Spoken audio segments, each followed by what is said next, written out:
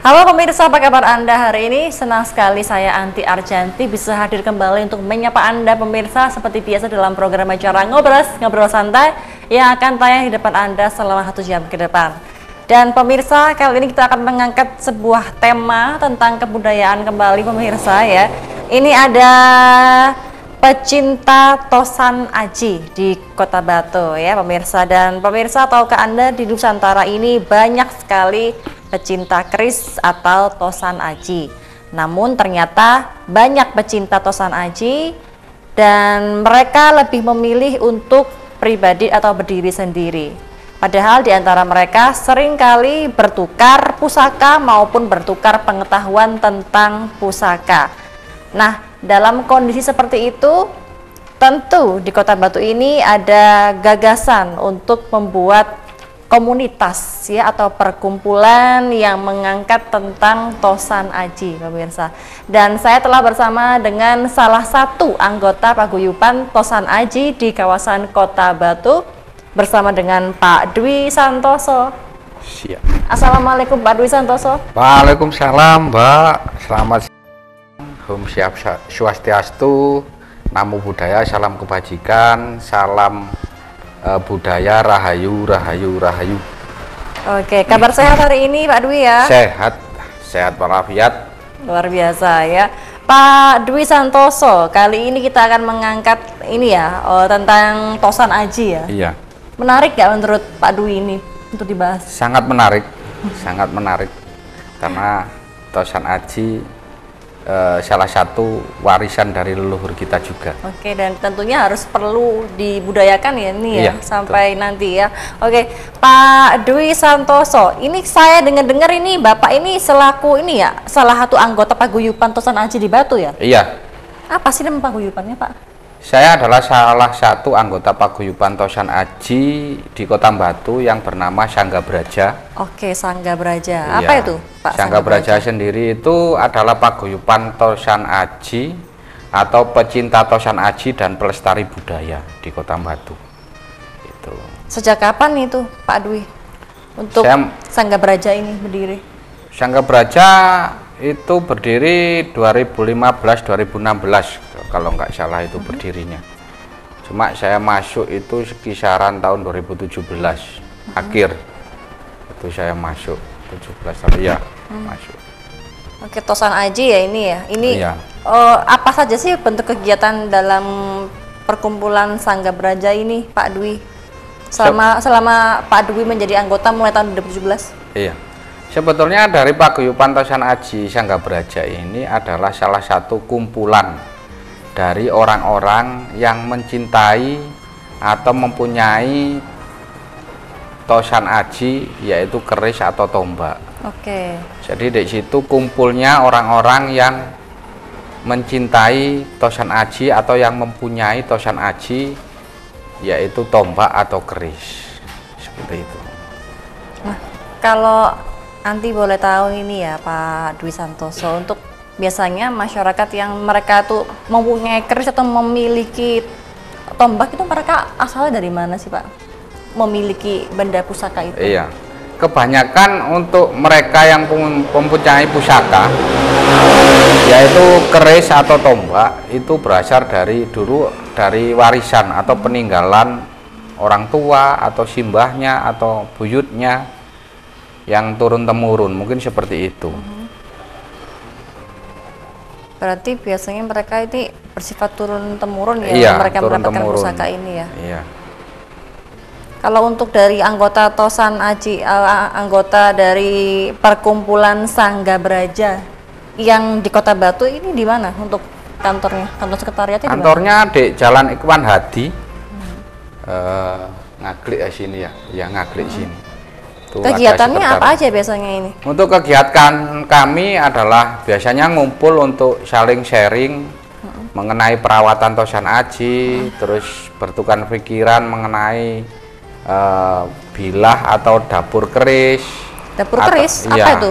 Dapur keris adalah nama dari bentuk-bentuk bilah atau bilah itu apa? Pusaka. Jadi nanti diterangkan ada bilah keris atau memang pusakanya itu sendiri. Itu kita Tosan Aji itu bareng-bareng belajar. Belajar. Itu belajar bareng mengenai Tosan Aji, khususnya Dek Keris dan Tombak. Juga Dek Sangga Braja sendiri itu juga aktif di dunia budaya. Oke. Sering juga ikut di acara-acara kirab budaya. Terus ada lagi acara-acara sakral khusus. Di situ biasanya kita terlibat sebagai cucuk lampah di acara-acara kirab. Terus mungkin di pameran-pameran pusaka di Kota Batu itu sering terlibat. Biasanya teman-teman dari anggota Sangga Braja sering terlibat berarti ya? Iya, sering sekali terlibat. Oke. Ini kalau saya boleh tahu, Pak Dwi Santoso ini sebelumnya masuk menjadi anggota di Sangga Braja ini sebelum tahun 2017, ini Pak Dwi Santoso memang sudah mengkoleksi keris? Iya. Benda-benda pusaka ini? Saya sebetulnya dulu mempunyai tinggalan atau warisan dari simbah. Itu suatu berupa keris. Berupa keris itu ada 2. Apa jenis apa Awal waktu mulanya itu kerisnya namanya Pulang Geni. Pulang Geni, oke. Keris namanya kerisnya Pulang Geni sama Tilam Upi. Tilam Upi. Iya, 2 keris itu. Dan itu pun saya bingung untuk merawatnya gimana. Oke. Terus saya harus gimana, saya gimanakan keris ini itu. Di situ kita dari teman dan saudara yang mengenalkan saya pada paguyuban Sangga Braja.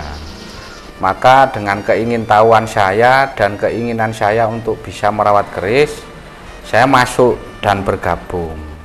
Di situ saya banyak belajar dari bolo-bolo sepuh, teman-teman sepuh, senior-senior dari paguyuban yang memang sudah terlebih dahulu mengerti dan tahu untuk merawat pusaka. Berarti ketika itu Pak Dwi Santoso ini mendapatkan warisan benda pusaka dari itu ya orang tua. Iya, ya? dari orang tua. Kemudian ketika itu Pak Dwi ini sempat bingung, akhirnya masuklah ke dalam komunitas ini ya, perkumpulan ini. Iya. Dan akhirnya tahu, Iya. mengetahui cara perawatan dan lain sebagainya itu kayak Iya, betul. Luar biasa ya. Sekarang nambah berapa banyak ini benda pusakanya Pak Dwi ini? Ya nggak terlalu banyak, cuma ada beberapa gitu aja. Ada tombak, ada keris, ada kudi juga. Jadi mungkin sekarang sebagai koleksi ya Mbak. Kalau dulu kan memang cuma tinggalan atau warisan. Karena sekarang masuk paguyuban Sangga Braja, saya ngerti tentang tata cara merawat bilah atau merawat warangka. Sekarang jadi hobi dan sering nambah pusaka juga. Jadi dari mana itu kok tiba-tiba nambah pusaka di waktu itu? Biasanya dari teman juga ada, terus ada proses lelang. Lelang itu ada pembursa, di tiap-tiap pameran itu biasanya ada bursa. Bursa itu pusaka yang dilelangkan. Biasanya dapetnya dari situ. Atau saya memahari pusaka yang tidak terawat dari warga-warga yang memang dia nggak bisa merawat dan tidak mau merawat. Itu saya mahari dan saya rawat. Oke. Kalau seperti yang ini, jenis-jenis ini apa ini? Ini yang keris ya? Ini keris. Ini kerisnya namanya Jalak Ngure dengan warangka Gayaman Surakarta. Kayunya kayu asem. Yang Jalak Ngure yang mana ini? Dalamnya. Oke. Iya. Jadi gini, pemirsa yang budiman, mungkin saya bukan ahli dari bidang perkerisan atau pusaka, cuma saya belajar di Sangga Braja terkait perawatan dan terkait nama-nama bilah dapur pusaka. Kita juga belajar gimana sih tata caranya memperlakukan pusaka.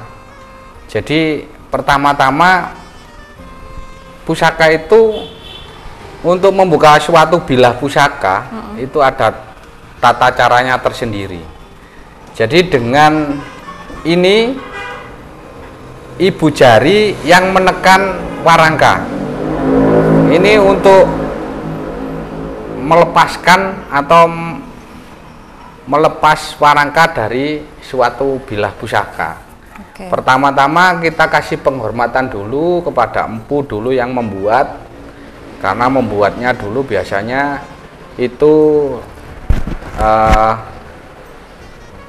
ada ritualnya khusus, puasa dan sebagainya. Jadi biasanya kita sebagai orang Jawa yang mempunyai tata krama luhur, budi luhur, kita harus ada penghormatan khusus.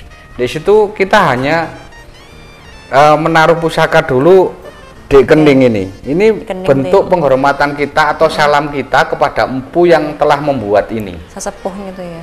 Iya, empunya yang membuat. Ya? Baru ibu jari ini menekan warangka pusaka ke atas. Nah, gini. Ini proses tangan kanan ya? Membuka suatu pusaka.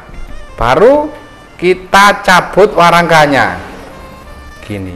Ini proses kita untuk melihat suatu bilah pusaka. Yang dinamakan bilah sendiri itu ya tengah ini. Ini namanya bilah. Namanya bilah. Di situ ada rician, terus ada luk. Keris itu terbagi dari dua macam, lurus sama luk.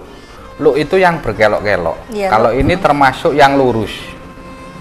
Jadi ini termasuk lurus. Kemudian keris sendiri itu ada pamor. Pamor itu adalah suatu gambar atau suatu seni yang ditempelkan di bilah pusaka.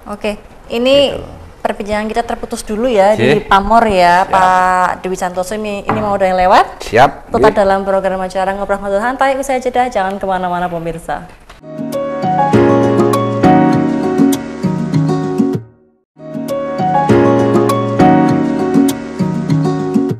Baik, terima kasih Anda masih bersama kami dalam program Ngobrol Santai pemirsa. Kita masih berbicara terkait Tosan Aji bersama dengan Paguyuban Sangga Braja Kota Batu ya. Saya memang masih bersama dengan Pak Dwi Santoso ya. Ya, Mbak masih Andi. Semangat ya? Semangat. Siap. Luar biasa ya. Oke. Pak Dwi Santoso, tadi kita terputus yang di itu ya, pamor ya? Iya. Apa itu maksudnya, Pak? Pamor sendiri itu adalah suatu gambar yang ditempelkan pada suatu bilah.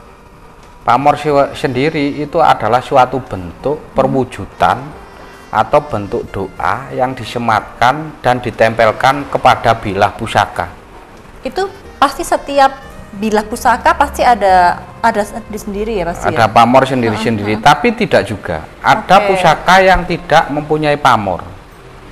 Di situ memang dibuat khusus tidak memakai pamor. Itu biasanya yang pusaka-pusaka yang model dan jenis seperti apa itu, Pak? Yang tidak pakai pamor itu namanya pusaka kelengan. Kelengan dalam arti itu tidak ada campuran pamor. Itu biasanya orang Jawa bilangnya itu pamor kelengan. Kelengan. Gitu. Nah, maksudnya dia yang tidak ada apa? Ada pamor. Pamornya. Iya, biasanya kalau kelengan itu disebut juga sebagai pamor sanak juga. Pamor nyanak, sanak. Jadi dia memang polos, ndak ada netral intinya seperti itu. Oke. Kalau ini untuk pamornya maknanya apa ini? Ini untuk dapurnya saya sebut dulu. Ini dapurnya adalah Jalak Nguri. Jalak Nguri sendiri ini adalah nama salah satu dapur pusaka yang memang sudah pakem. Sebetulnya yang sudah pakem itu dapur itu atau bentuk luk itu ada 1 sampai 13. Cuma nama dapurnya itu mungkin ratusan. Di situ ada macam-macam juga. Terus ini tadi yang dibahas pamor yang ada pada bilah keris Jalak Nguri ini.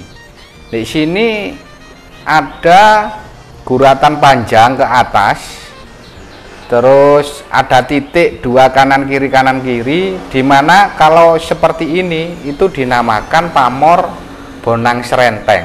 Apa maksudnya itu? Bonang serenteng sendiri ini adalah salah satu pamor kerejekian, di mana rezekinya ini biar ndak terputus, ndak putus-putus. Iya. Jadi di dunia perkerisan atau keris atau pakem keris, keris sendiri dibagi menjadi 3 keperuntukan. Yang satu adalah sebagai kawibawan. Kawibawan. Iya. Yang nomor 2 sebagai kerejekian. Oke. Yang ketiga sebagai tolak balak. Adapun yang keempat itu terpesan khusus itu untuk pengasian, mungkin ada memang. Cuma biasanya yang pakem 3 itu. Oke. Kalau yang untuk yang jenis ini tadi ini jalak nguri ya? Iya, jalak nguri. Diperuntukkan untuk apa? Untuk jalak nguri sendiri, dapur keris jalak nguri itu dulu itu dipakai oleh keluarga raja. Oke. Gitu. Jadi keris itu mempunyai kasta sendiri. Dari mulai orang bawah, sekelas masyarakat biasa, terus pejabat, demang sampai terus kalangan raja mulai senopati sampai itu ada sendiri. Oke, tadi kan Pak Dwi berbicara bahwa keris itu ada peruntukannya untuk kewibawaan, kerejekian, tolak bala dan pengasihan. Kalau yang difokuskan di paguyuban Sangga Braja itu untuk apa? Atau karena semuanya ada di situ? Sangga Braja sendiri keperuntukannya hanya menampung pecinta Tosan Aji. Di situ kita sama-sama belajar untuk merawat keris bilah itu bagaimana biar tidak dimakan oleh usia atau karat, karena suatu bilah ini yang terbuat dari besi itu kalau nggak dirawat terkena karat dia akan pasti habis. Jadi rontok, besinya rontok akan habis. Kalau habis jadi sudah nggak bisa dikenai lagi wis. Terus tinggal tinggalan dari masa leluhur dulu, era-era kerajaan, kalau semua sudah punah ya nggak ada. Ini adalah salah satu contoh peninggalan era kerajaan zaman dulu. Makanya Tosan Aji Sangga Braja sendiri tujuannya belajar bersama-sama merawat dan mempelajari nama-nama dapur dan pamor, keperuntukannya apa, mungkin seperti itu. Sekarang kita membahas tentang perawatan kerisnya ini. Gimana Pak Dwi ini kalau untuk perawatan Tosan Aji ini sendiri? Keris itu sebetulnya adalah suatu senjata tajam yang terbuat dari besi. Keris sendiri dulu itu dibuat sebagai senjata perang. Yang kedua adalah senjata ageman. Ageman itu kalau orang Jawa sebagai piandel atau suatu kepangkatan dari seorang keluarga raja atau abdi dalem atau sekelas-kelas senopati perang atau apa. Itu ada 2 macam.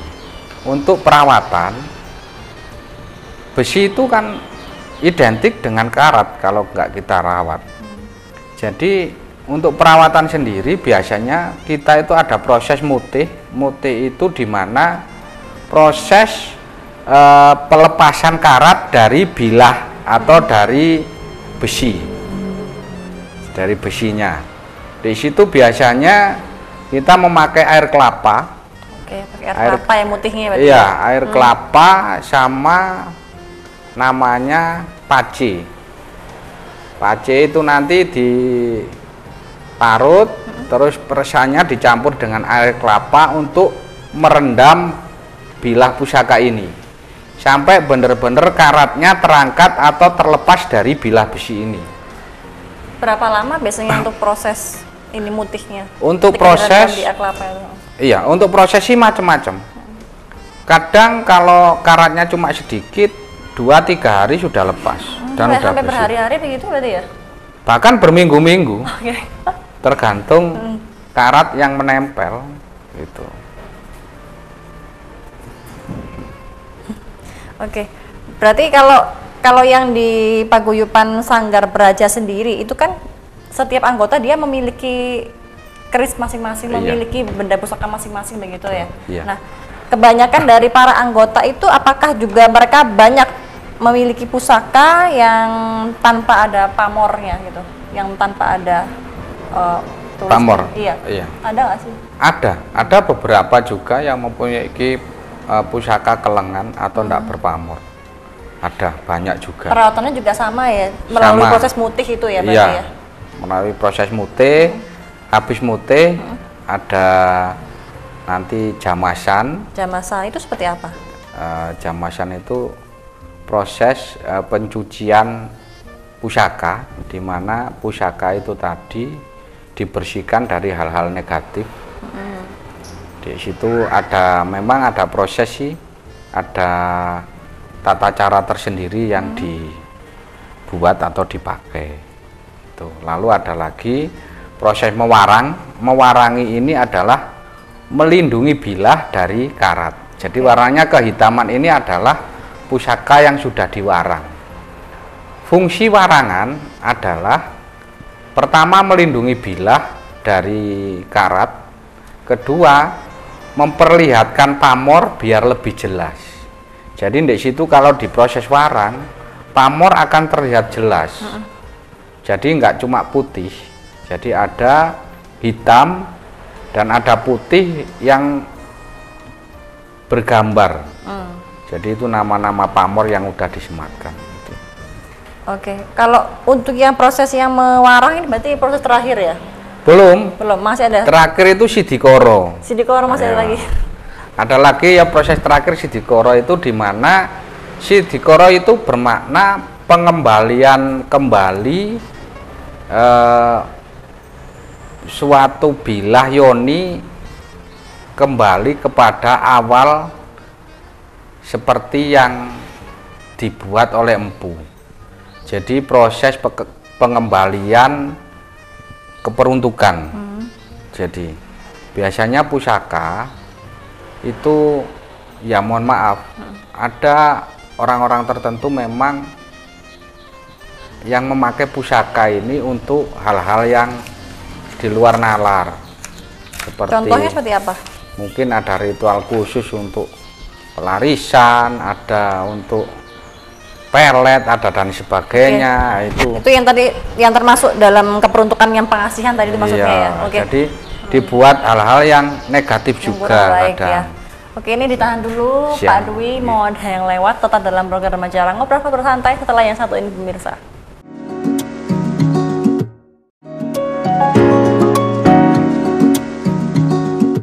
Terima kasih Anda masih bersama kami dalam program Ngobrol Santai. Kita masih bersama dengan Pak Dwi Santoso ya. Kita masih membahas benda pusaka keris atau tosan aji. Iya. Oke. Pak Dwi, kalau boleh tahu yang di Sangga Braja ini berapa sih anggotanya? Kira-kira? Untuk sekarang mungkin 80-an. 80-an. Iya, itu meliputi Batu sama Malang Kabupaten. Karena kita ini Malang Raya. Jadi memang untuk Sangga Braja sendiri itu adanya di Batu, cuma untuk anggotanya itu dari kota-kota luar juga ada.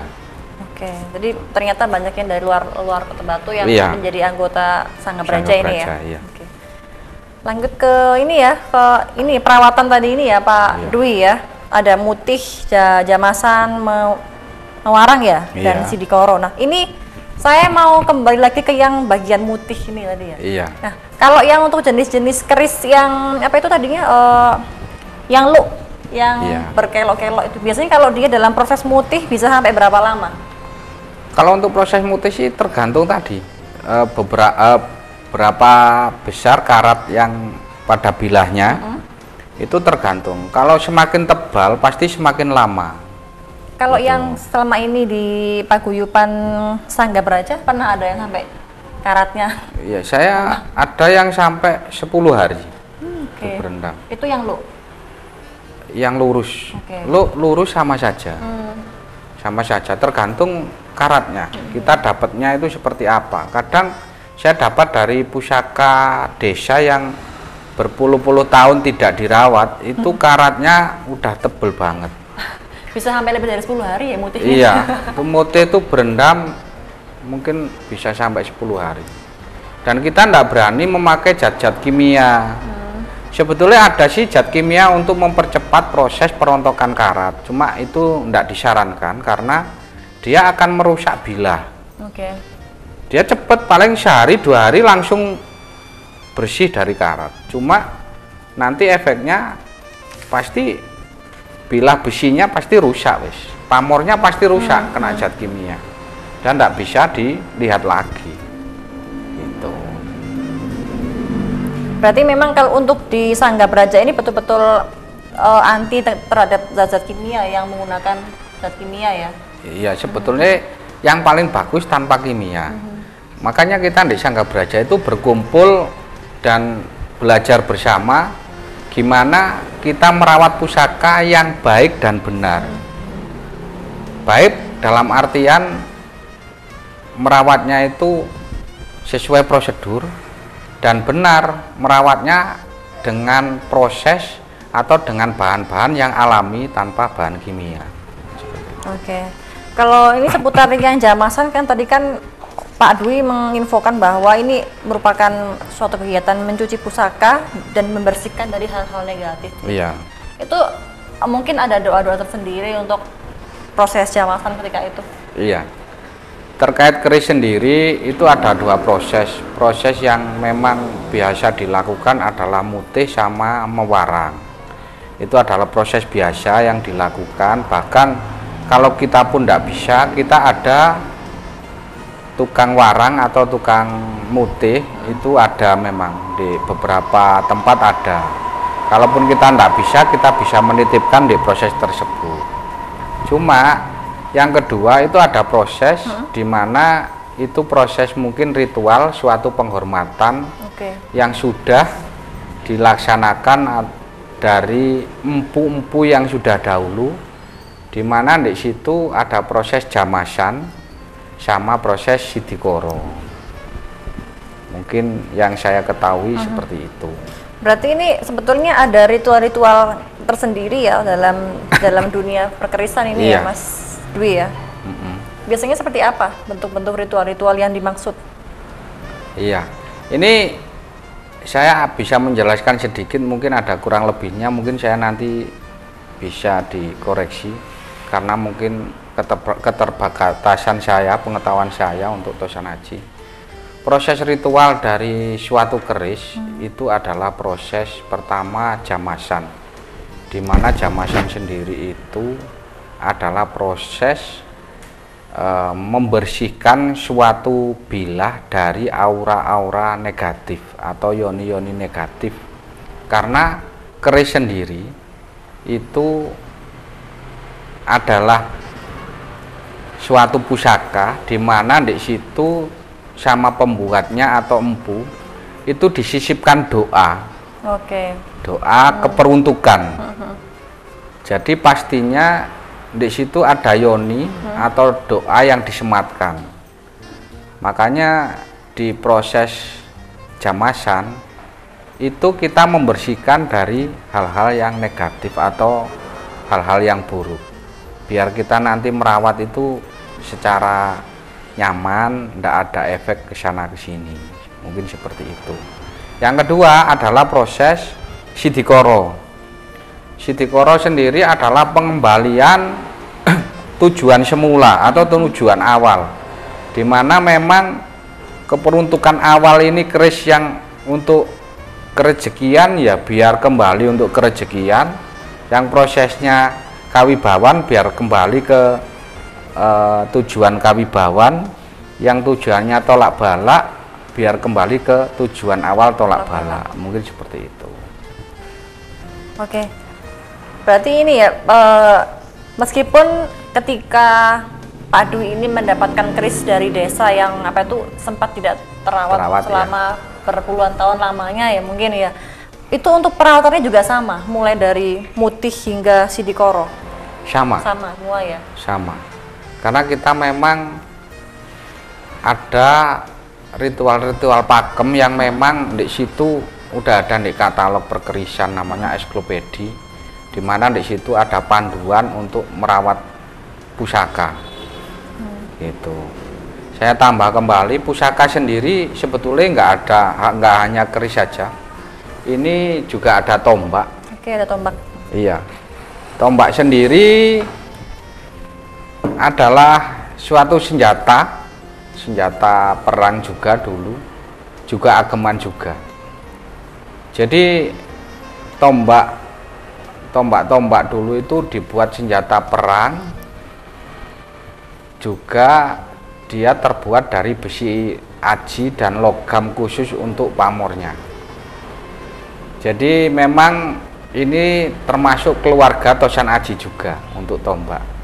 Untuk era sekarang tombak ini biasanya dipakai ditaruh di pendopo agung, di kantor-kantor pejabat, terus ya? Iya.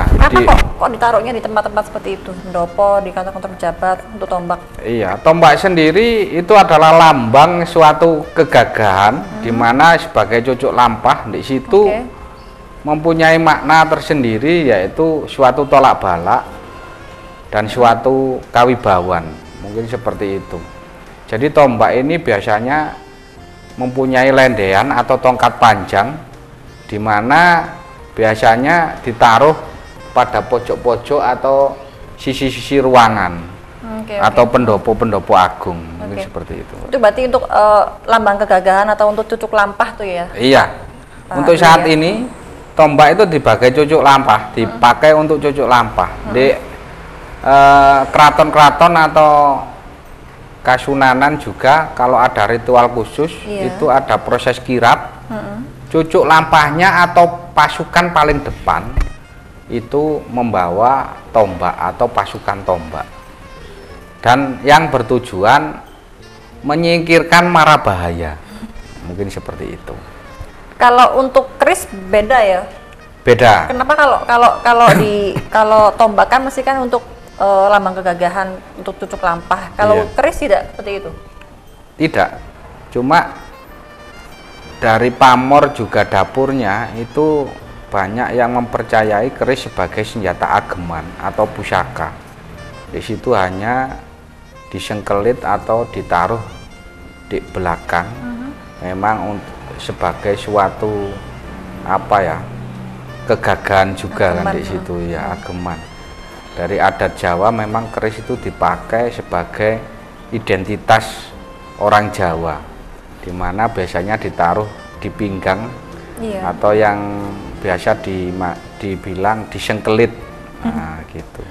Orang Jawa dengan baju khas Jawa pasti memakai atau membawa keris di bagian belakang. Iya, pinggang belakang. Kalau ini untuk tombak sendiri, apakah keperuntukannya sama seperti keris ini untuk kewibawaan, kerezekian, tolak bala? Sama ya? Sama, karena tombak juga dikasih pamor. Tombak itu juga pamor. Pamornya tombak itu ya pasti sama, cuma tombak ada juga yang berpamor singkir, jadi bolak-baliknya nggak sama. Itu tujuannya untuk menyingkirkan beboyo atau mara bahaya, atau tolak balak. Baik, ini ditahan dulu ini ya, Pak Dwi Santoso mau ada yang lewat. Tetap dalam program acara Ngobrol Santai setelah yang satu ini, pemirsa.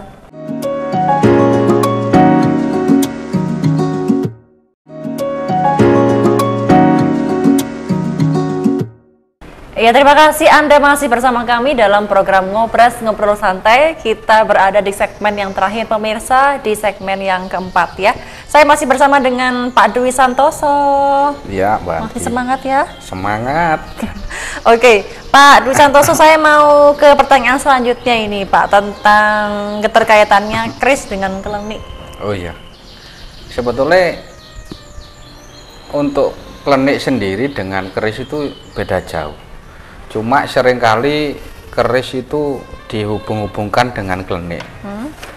Jadi kepercayaan manusia dengan suatu benda kan dihubungkan sangat erat dengan klenik.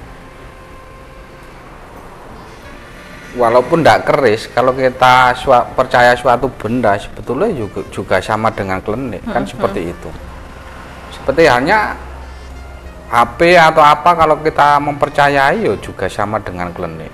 Biasa bawa HP, nggak bawa HP sudah tidak enak, tidak nyaman, itu juga termasuk klenik. Terus mempercayai wangi-wangian sebagai klenik itu juga salah. Toh banyak orang, banyak pemuka agama yang memakai dan menggunakan wangi-wangian. Adapun kan cuma alatnya yang beda toh. Dupa atau kemenyan bentuknya seperti itu, cuma ciri khas wanginya kan yang diambil. Sama dengan parfum minyak wangi, juga sama toh. Pejabat, pemuka agama ya pakai wangi-wangian, ya kan? Tujuannya kan untuk relaksasi, aromanya untuk katakanlah membuat kenyamanan, bukan sebagai kepede buat untuk kan nggak, tergantung mindset dari orang tersebut. Jadi kalaupun keris dihubungkan dengan klenik, saya rasa sangat salah sekali.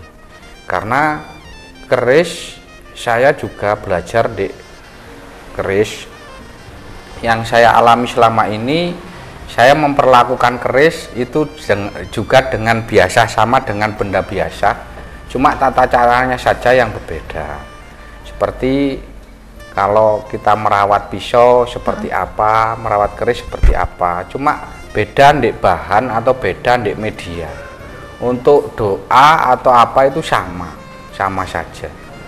Dan kalaupun diyakini keris bisa mendatangkan apa saja, bisa membuat pemiliknya seperti itu, ini salah. Keris hanyalah suatu benda di mana benda ini sudah disematkan doa oleh empu yang membuat. Jadi kita tidak bisa meminta doa dari keris ini, karena keris ini sudah disematkan doa oleh yang membuat atau empunya. Seperti itu. Makanya monggo sareng-sareng kita belajar mengenai tosan aji bersama-sama, biar jelas, biar kita tidak berpikiran keris itu adalah merupakan benda klenik atau mistis dan sebagainya. Pandangan mistis sendiri itu karena keris dibuat ratusan tahun yang lalu. Terus kita berpikir, oh itu pasti angker, wingit dan sebagainya. Tidak seperti itu. Saya mempunyai koleksi ya lumayan banyak, dan hal-hal seperti itu tidak ada di tempat saya.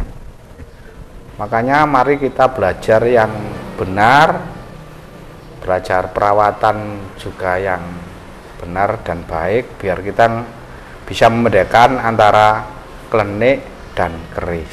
Mungkin seperti itu, Mbak Anti. Kemudian kalau untuk seringkali saya mendengar juga seperti batu akik itu ya kan seringkali dihubung-hubungkan dengan klenik juga. Iya. Itu bagaimana menurut Pak Dwi? Sebetulnya kalau batu antik, batu akik itu kan berhubungannya dengan barang antik itu. Barang antik itu barang yang jumlahnya terlalu sedikit dan langka, jarang dijumpai, itu juga termasuk benda antik sudah. Kalaupun dihubungkan dengan klenik atau ya tetap salah, tidak bisa. Itu termasuk barang antik, bukan barang klenik. Yang klenik itu manusianya. Manusianya melakukan klenik dengan memuja, dengan katakanlah meminta doa dari benda, itu merupakan klenik. Padahal sebetulnya benda atau tempat atau kawasan yang biasanya dibuat untuk ritual itu identik dengan klenik.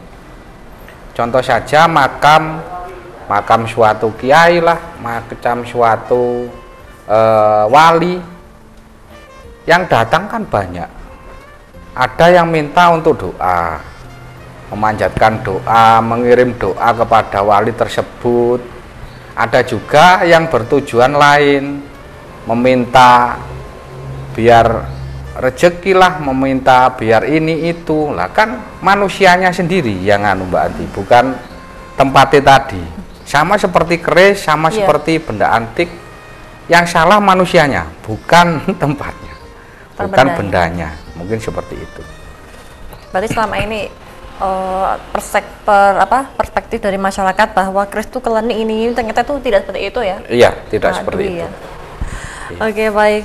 Saya mau bertanya kembali untuk keperuntukan dari tombak itu apakah sama juga seperti yang tadi, seperti keris ya?